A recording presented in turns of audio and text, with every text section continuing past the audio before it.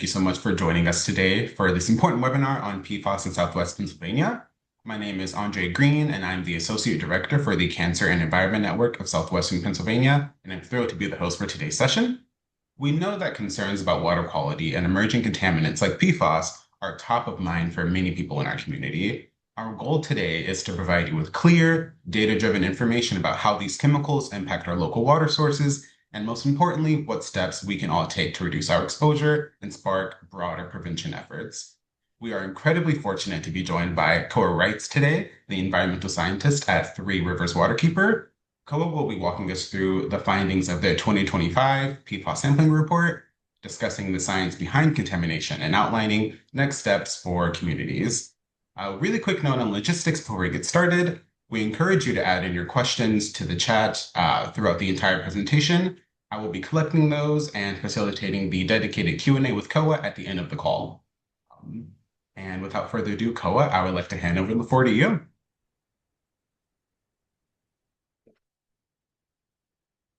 All right, had to unmute there. But hi everyone. Yeah, I'm Koa Wrights. I'm the environmental scientist at Three Rivers Waterkeeper, and I'm going to be talking to you today about PFAS sampling in Southwest Pennsylvania. I'm going to be discussing a few different things. We're going to be talking about the PFAS report that we released earlier last year now, and then kind of some baseline levels with that, and then some hot spots. So I'll be going through kind of two different case studies that we have where, we were looking at PFAS and just the different ways that they can show up in our ecosystems. So to start, one sec, it's not clicking forward for me. Okay, there we go. So Three Rivers Waterkeeper, who are we? So our mission is to protect the water quality of the Monongahela, Allegheny, and Ohio rivers, as well as their watersheds. And our vision is to have drinkable, fishable, swimmable waters in those watersheds. We are a member of the Waterkeeper Alliance, and that's actually a global network of waterkeepers. There's, I think at this point, over 300 waterkeepers all over the world. And so it is an international organization, and we are the local Three Rivers Waterkeeper for this region of Southwest Pennsylvania and Pittsburgh. And a little bit more about our jurisdiction is what we call the area that we work in. So we have all three rivers, Allegheny, Monongahela, and Ohio. On the Allegheny River, we go up to around Ford City. Then we go all the way to the Ohio border on the Ohio River. And then we go down to about Monongahela, PA on the Mon River. And then we also look at all of the tributaries in between. We do sometimes go outside a little bit of our jurisdiction, depending on, some sampling. We have done that. We've done some sampling in East Palestine. That was obviously across the border into Ohio. But this is mainly where we stay. So a little bit more about what we do at Three Rivers Waterkeeper. So we do a lot of monitoring and patrolling. I do a lot of this with our waterkeeper, Evan, and our other staff members. We have multiple boats actually right now. We just got a new boat last year, and we're able to patrol our waterways. So this is us going out with our sampling devices. We have a YSI Pro DSS handheld where we can take basic parameters like salinity, pH, conductivity, things like that. And then we test outfalls, we'll test just tributaries, creeks, as well as our main stem rivers. And then we also do things like what I'm talking about today, which is our PFAS sampling. And we also do salt watch sampling, which is testing just for salt in our waterways. So we do a lot of different things. And then we kind of turn that into advocacy. So we advocate for cleaner waters. We're always trying to get industry held accountable. And so we try to do that through advocacy. We also work through stewardship. We have sometimes cleanup events. We work with Allegheny Cleanways, do our own cleanups. We do sometimes tree plantings, things like that. And then we also do community events. So you might see us out in the community. We go to different libraries, just different areas of the city, different neighborhoods all over, different counties. And we do a lot of community events where we table and try to give people information about our waters and what we do. But today I am focusing on PFAS. So these are per and polyfluoroalkyl substances, more commonly known as forever chemicals. Um, so they are present through our environment and they are known to accumulate in our waterways, as well as soil and, animals and the human body. Um, where we see PFAS is things like nonstick pans, think Teflon, a lot of waterproof clothing. And then a big one, which I will be talking about today, is firefighting foam, AFFF foam that has a lot of PFAS in it. We also see it a lot just in manufacturing, chemical production. It's even used sometimes in fracking. We also see it a lot in landfills and water treatment plants. And these places aren't manufacturing the PFAS, but it's where a lot of the PFAS end up from these other manufacturing. And if it's in clothing, that clothing will end up in a landfill. And so those PFAS can really accumulate there. And then once they get into the water, they can end up in water treatment plants as well. So a little bit about our testing specifically. We have Cyclopure, which is the lab that we use. They test for 55 different types of PFAS. There are thousands of types of PFAS out there, but this lab tests for, I think it's the 55 most common, what we're probably going to see in a lot of areas. Some of these pictures here, we have a picture of a cyclopure test. You can see you kind of dip the cup in. We have Hannah on the bottom here, one of our staff members taking a PFAS sample in Pine Creek. The water actually filters through the cup and then the PFAS get stuck in the filter. So you don't have to send out any water with cyclopure tests. You just send back the filter that had the water run through it in the mail to them. And it's a very simple protocol. So they provide you PFAS-free gloves. You dip the sample in the water, let it drain out of the bottom, and then you also record the time, date, and location. And this is how, we track our samples. It's important to know where we took them, when, and what date.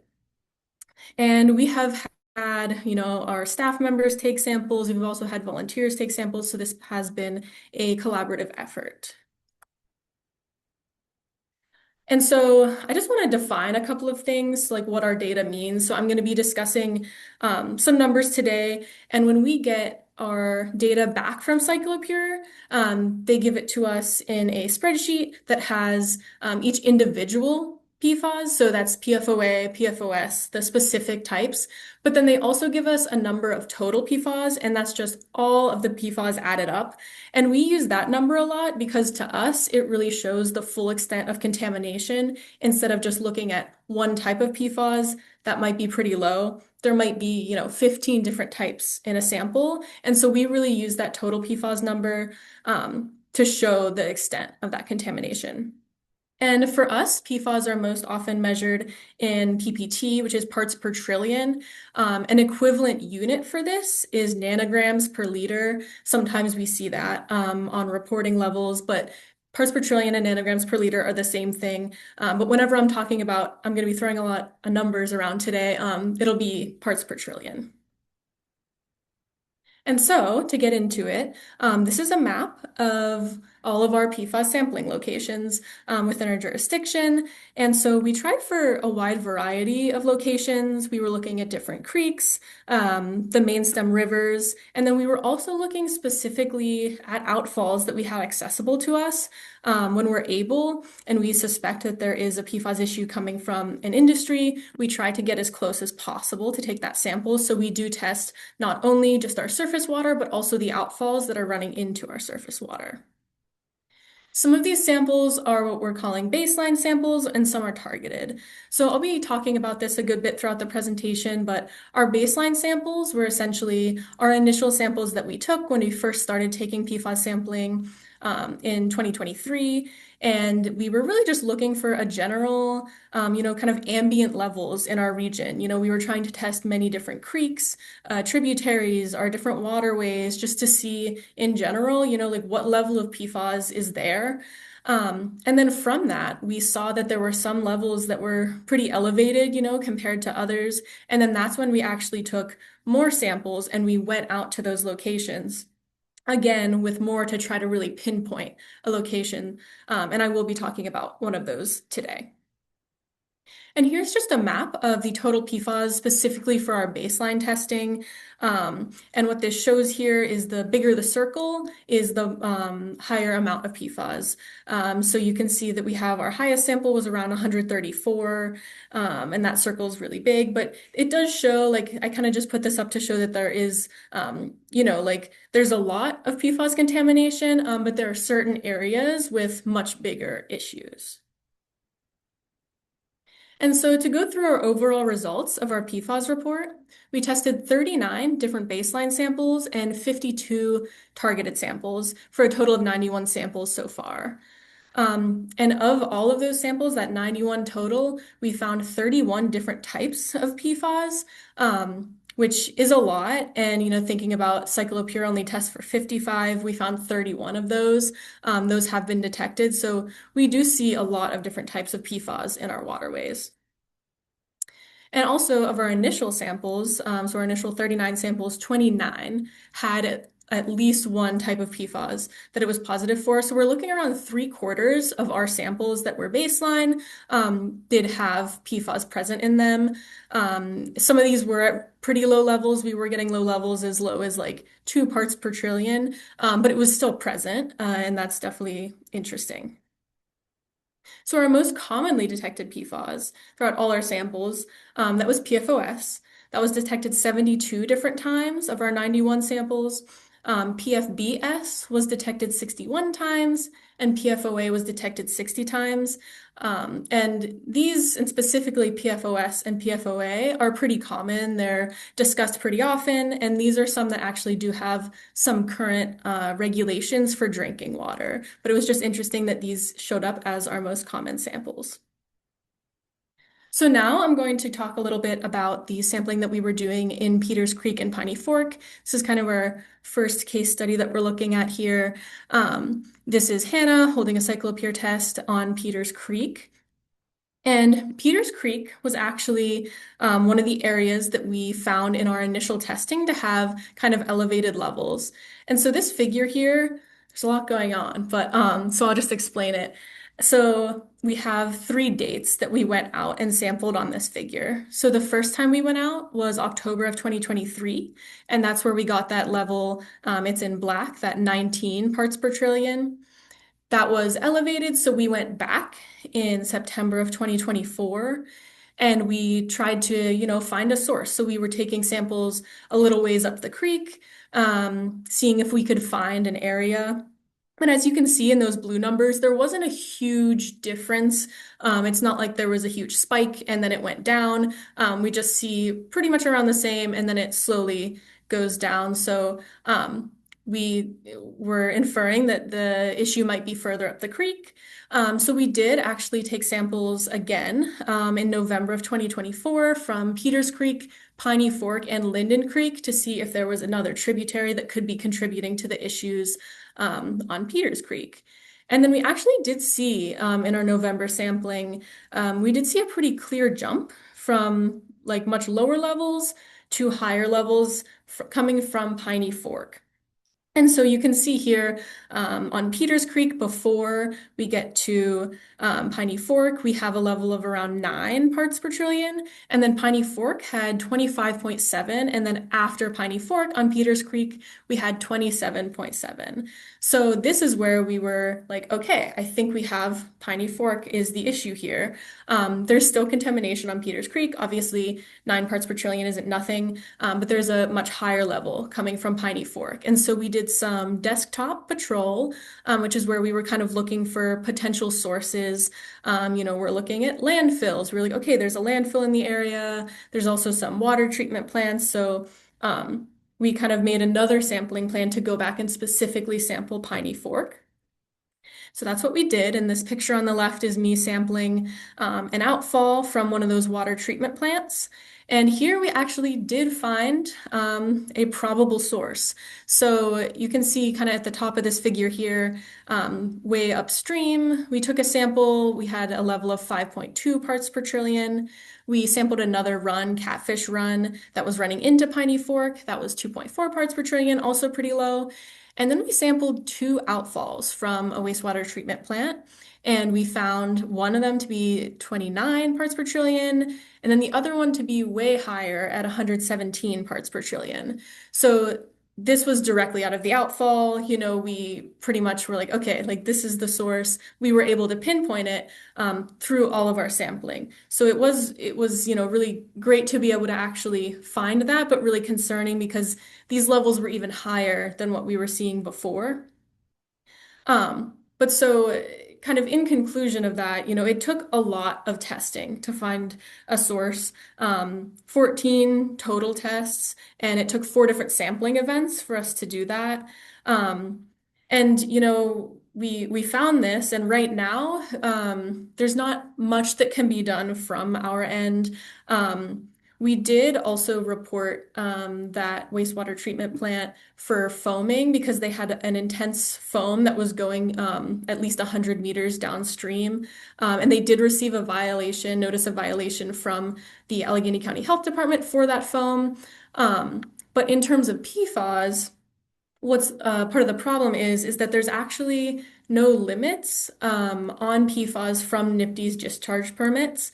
And so normally, whenever there is a permit to discharge from an industry, they're what's known as NIPD's permits, National Pollutant Discharge Elimination System, and it allows you to put out a certain amount of pollutants. For example, different metals, like you might have a limit on aluminum, and if you go over that limit, you can get a violation and you can get a fine. But because right now, PFAS, there are no limits, it's just what's called monitor and report. It's harder for us to, just report a facility and have the DEP, Pennsylvania DEP, impose a fine or something. So right now we are doing a lot of data collection around different landfills and different water treatment plants, and we're hoping to come out with a larger report there because it's hard, whenever you have this answer, but then you're kind of stuck with what to do next. Oh yeah, and this is just another clarification on monitor and report essentially means that a facility has to still monitor. So at this point, any new permits, most facilities do have to monitor for at least four different PFAS, and they report that information to the DEP. But again, there's no limit. And so this is not a unique situation. I had mentioned we're trying to take more samples at wastewater treatment plants and landfills. And so POTW is a publicly owned treatment works. And I made this little crude drawing here. But essentially what we have is when, you have a landfill, there's lots of PFAS in the landfill, and the landfill produces a leachate that it will then send to a wastewater treatment plant. Sometimes this leachate is pre-treated, but this leachate almost always contains PFAS. It gets sent to the wastewater treatment plant. The wastewater treatment plant, again, doesn't have a limit imposed for PFAS, so the PFAS are not necessarily filtered out.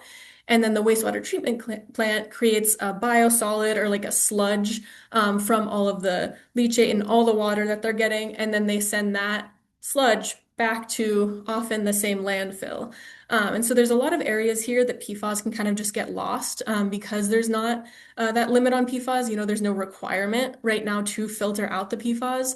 And so sometimes they can get lost in this kind of loophole in this cycle. And so I talked a little bit about regulations earlier, but this is just a little table kind of showing those regulations. These regulations are specific to drinking water. So these are EPA drinking water maximum contaminant levels. So you can see we have on the left here the different compounds. Right now there are regulations for PFOA, PFOS, and then those other compounds as well. And then we have the final MCL, which are the enforceable levels, which from my understanding is due to technology constraints. Like you can kind of see the final MCL would be 0 for PFOA, but we have 4 parts per trillion because that's the enforceable level. And then we also have the number of our samples that 3RWK has taken that actually exceed those limits. So I do want to distinguish here, we are taking surface water samples. We are not taking water that we'd be drinking right out of the tap, But what we are doing is taking surface water samples, and a lot of people in this area get their drinking water from surface water that is then filtered. And so these wastewater treatment plants, if there's PFAS in the water, they are going to have to um, filter that out before it gets turned into drinking water. And so for PFOA, we have 24 different samples that exceeded that 4 parts per trillion limit. For PFOS, we have 42. For PFHXS, we have 10 that exceeded that 10 parts per trillion limit. For PFNA, we have 1. For Gen X chemicals, we have 7. And then for the mixtures, we actually have 47 exceeding that enforceable limit. And yeah, I do want to note here, like obviously it's not direct comparison, drinking water, but it is kind of interesting to think about. I also do want to note here that currently the EPA is attempting to repeal limits on 4 of these PFAS, and then to extend a compliance deadline for both PFOS and PFOA. So unfortunately, these are some of the only actual regulations we have regarding PFAS federally, but the EPA is currently trying to roll these back. So we're hoping that doesn't happen because it is really important, we think, to have these limits. So now I'm kind of going to shift gears and talk about some of the more recent work that we've been doing in Montour Run and McLaren's Run. This is just a picture of me sampling for PFAS on Montour Run, and then we have an unnamed tributary to Montour Run here as well. So here we have a picture that shows, just to kind of get us oriented, we have the Ohio River in the upper right-hand corner, and then we have Montour Run, McLaren's Run, and you can see there's also the Pittsburgh International Airport. And so our original sample I have shown also in the upper right-hand corner. That sample was 134 parts per trillion, and that was on Montour Run. That was back in 2023. It was actually part of our initial baseline sampling for our PFAS report. But we had kind of known about issues, regarding the airport. Montour Run had a known PFAS issue. And so at the time, this was our highest sample that we had ever taken. But we were really interested in, kind of finding the areas that were unknown at this point. We were really interested in looking for sources because the airport was kind of a known source. We weren't looking at that as closely, but then over time, we were actually starting to get more community interest, community involvement. There was an article written in a local paper about Montour Run, and they had cited our PFAS report and our level of 134. And so with more concern from the community, we wanted to go back out and do some sampling because, we want to respond to that. And so what we actually found were very high levels. So I'll start to take you through these results. So on the kind of bottom left, we have a result of 0 parts per trillion for PFAS. That is right at the headwaters of Montour Run, kind of just like a little small trickling stream there. And then we do have a slight raise, to 55.6, pretty high when we're, looking at just general levels. Then we have some in the middle that we actually haven't gotten results back from yet. That was the sampling we did earlier this month. And then there's kind of a very intense increase at McLaren's Run. And at the fork of Montour Run, where you're seeing those levels of 200, 300, 400. And this was really concerning to us because this was the highest levels we had ever seen. And this was on, Montour Run and McLaren's Run. And this was much higher than the original sample we took that was a little over 100, which was still incredibly concerning. I also put this just in table form just to kind of show it. And here what we're looking at is surface water. And so the fact that we're seeing these levels in surface water is very concerning. And I do also want to note here at this same time, one of our staff members was looking into self-reporting data from the airport. And so this is data that the airport is required to report to the Pennsylvania DEP. either monthly or quarterly, and they are required to test for PFAS. And we actually found that there were incredibly high levels of PFAS being reported, self-reported by the airport from their outfalls. And so this is data from outfalls 67, 68, and 69 from a recent monitoring period. And this is specifically for PFOS, PFOA, and PFBS, because these, like I mentioned before, industries are only required to sample for certain PFAS. But as you can see here, the number of 62,900 parts per trillion, 55,000 parts per trillion, and then over 10,000 parts per trillion, these were numbers that were absolutely astonishing to us because we had been, working with surface level levels that we had been seeing that we were like, oh, anything above 20 is really high. When we first saw this, quite frankly, we were like, is this a mistake? Is this an error? But these have since been confirmed to us. And even those numbers in yellow, I didn't highlight them because they weren't quite as high, but anything in the thousands is just magnitudes higher than other things than we'd been seeing. Um, and so this was really concerning to us, and this was kind of in the middle of that sampling. So we have since gone out to do more sampling to see how this is impacting the surface water there. And so this was actually the highest level of PFAS that was self-reported to PADEP statewide, that high, really high 62,000 number. We can search the DEP database for all industries that are self-reporting for PFAS in the entire state, and this was the highest. It was also the highest levels of PFAS we've ever seen discharged from an outfall, ever that we had seen. And these are just a couple of pictures in the creek. It is a beautiful creek that people recreate in. We were walking in it. And this is also the highest level of PFAS that we've ever recorded with our PFAS tests. It's breaking all our records, unfortunately. But we're really concerned about recreation in Montour Run. It is an absolutely loved creek. It's an area where there's lots of fishing, it's stocked for trout, lots of recreation. People bring their dogs to swim in it. And then also just, aquatic life. There's a picture of a crayfish here that was in Montour Run and how much PFAS can bioaccumulate in things like this. It's really concerning to think about just because those levels were so high and so much higher than anything we had ever seen before. Um, but in general, there is still much more to learn about it. We want to take more samples out there. We want to take more samples on different tributaries, see, like if there are multiple tributaries feeding into Montour Run with this issue. We really are relying on regulatory agencies like the DEP. This is a very popular fishing stream. Should there be a fish advisory? These are things that as a nonprofit we can't establish, but we are pushing for.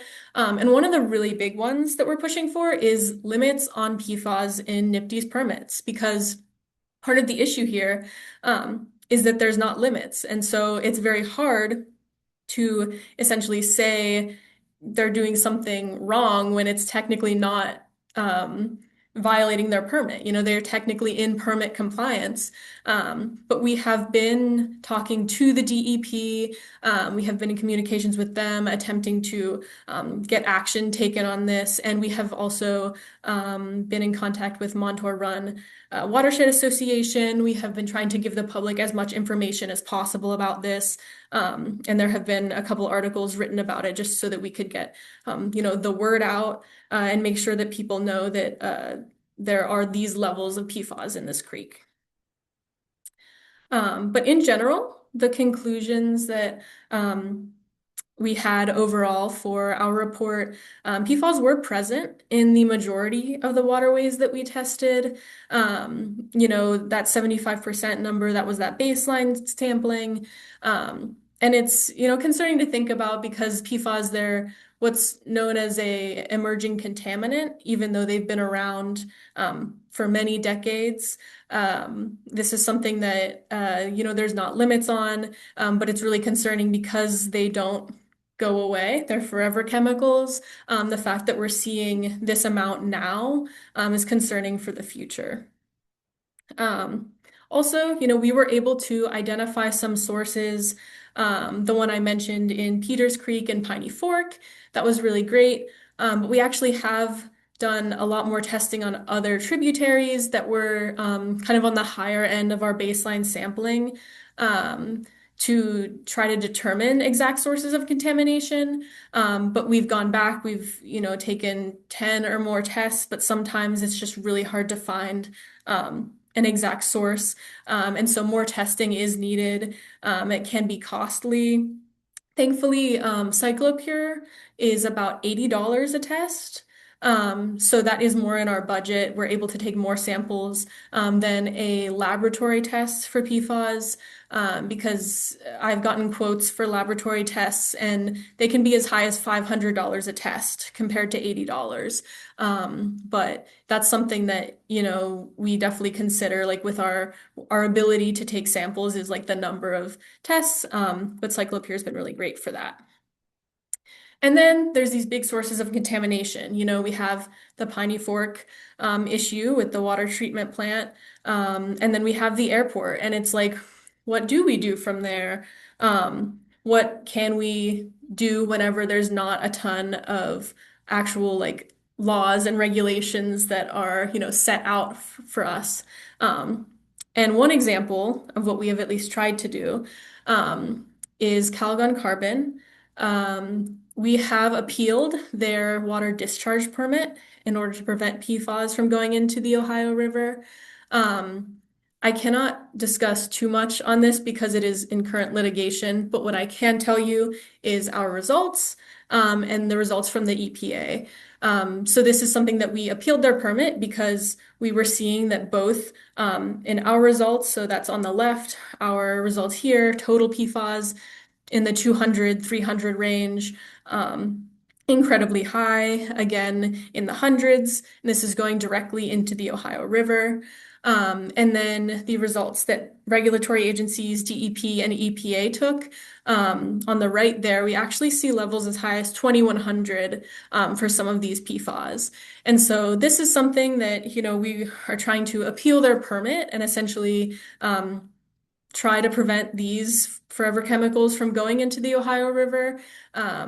But it is something that is tricky without that current regulation.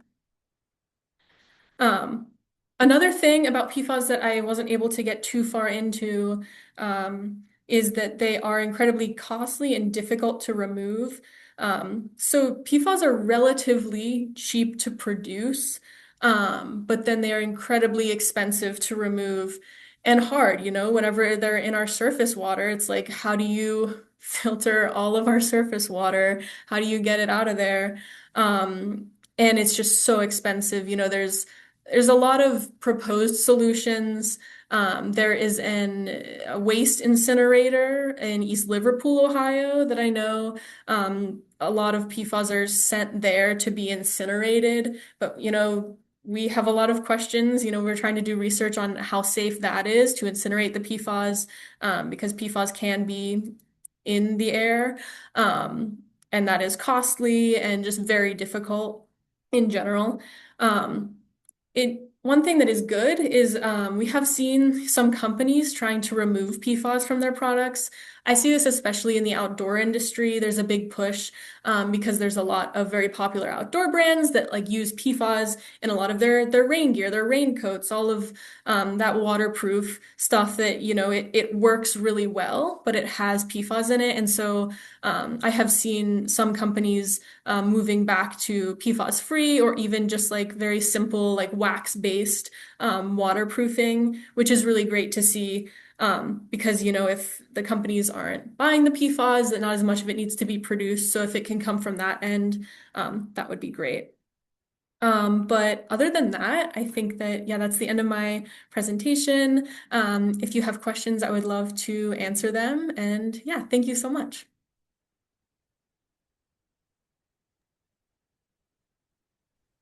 Thank you so much, Koa.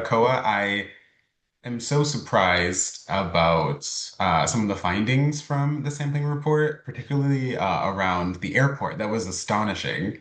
Um, Yeah.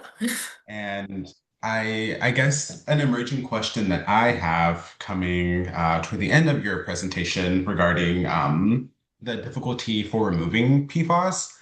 I actually know of a brand of water pitchers, like with filters in it that you use in your home that they advertise as being able to filter out PFAS in drinking water. Is that something that you could talk about a little bit? Or I guess the larger question would be, are there any other recommendations for individuals to reduce their exposure to PFAS? Sure. Yeah. So, yeah, I also am aware of a few different brands. I think Life Straw is one of them, that says they filter out PFAS. I have a Life Straw filter of my own, so that's what I use. Um, and yeah, there are definitely, so there's that end where it's like you can directly control what you consume in your like home water. There are also, I haven't looked into this, but you can essentially like retrofit your house to have a PFAS filter like somewhere along the line. So like all the water coming out of your house would be PFAS free, but I assume that's quite expensive.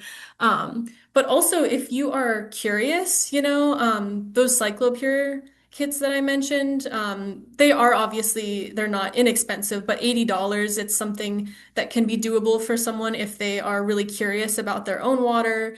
You can do it for your tap water, or if you have a creek, running outside of your house that you're curious about. That's a relatively inexpensive way to see for yourself if you have PFAS, in your general area. That's helpful. I was talking about LifeStraw. That's one of the filters that I had the big picture, and then I also have their like travel size filter water bottle. So I love that brand, so that's what I was referencing. So it's nice to know that you also use it. Let's see. Do we have any additional questions from our audience members today? Let's see. It looks like we have one in the chat that reads, "What are you doing with municipalities to help them work to prevent PFAS from getting into the community?"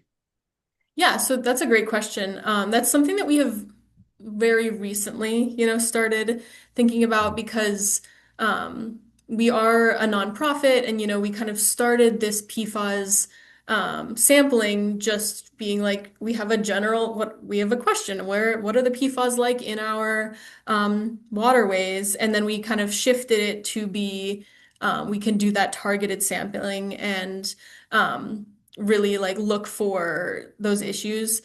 We have not yet reached out to any municipalities, but essentially we're kind of in the middle of a bunch of data collection right now of different treatment works and landfills. And I think that was kind of our plan of instead of finding one thing and reaching out to one municipality, what we're attempting to do is gather a lot of data on a lot of different things. Um, and then kind of have a very strong argument for maybe some sort of advocacy in the future, like maybe reaching out to municipalities or even trying to go state level as well.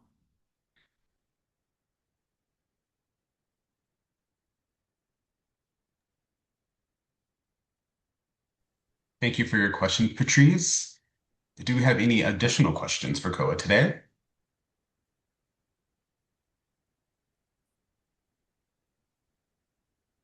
Looks like we got another question from Levi. Levi asks, is your sampling data available with specific chemical breakdowns, not just reported as total PFAS? Yes. So right now we have our PFAS report that we had released last year, and that has a lot of data in it. We also have um, all of our spreadsheets include all of the specific PFAS data, and we're working on getting that like on our website, and we will be releasing another report once we kind of finish this round of sampling. But if anyone is curious, they can feel free to email me, and like we're never like our data is never a secret. It's just sometimes getting it to the correct place is like a little tricky. But I can send you, like, we have a spreadsheet that we can send. We've sent like a shareable sheet. We've tried to share, we share our data with the DEP. We share it with watershed organizations that are curious, other researchers, and anyone that's just curious. I can definitely share that.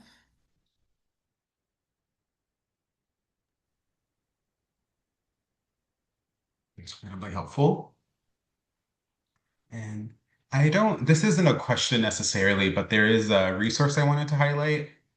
So my organization, the Cancer and Environment Network, just released, I believe it was actually earlier this week, our 2025 Year in Review, which is a review that our science advisor does that synthesizes emerging literature regarding exposure and cancer risks. And in the report, there is a very large section on PFAS exposure, and we also go into waterway exposures and highlight that in relation to elevated cancer risks. So, like along, I guess, an extension of this conversation would be there are concentrated health risks associated with PFAS exposure, even in our waterways and water systems. And I can send that report out after this call to all of the registrants and attendees, but just wanted to highlight that other aspect that PFAS does affect us and also affects health risks and cancer outcomes as well. So just wanted to quickly note that as well. Yeah, absolutely. That's a really good point. And I really didn't get into that in my presentation because like we haven't done any specific research on health impacts. And that's like the thing. It's like we try to serve as like we try to provide as much information as we can. We take lots of surface water samples. And especially kind of regarding that, our concern in Montour Run is the issue with, fish consumption or something. Like if you were to eat a fish out of there, like we would like there to be more research, and we are in contact with some people. We're going to try to do some fish tissue surveys and things like that. Because it's like drinking water and eating contaminated food is like probably like those are the two, I think, greatest ways that you can come in contact with PFAS. Yeah, I don't know why, but I never considered the impact of also eating seafood that can be contaminated with PFAS and what that looks like for bioaccumulation. I think that's a conversation I've never even considered before. So I'm glad the reverse waterkeeper is keeping their finger on the pulse of that. Let's see, do we have any additional comments or questions for Koa?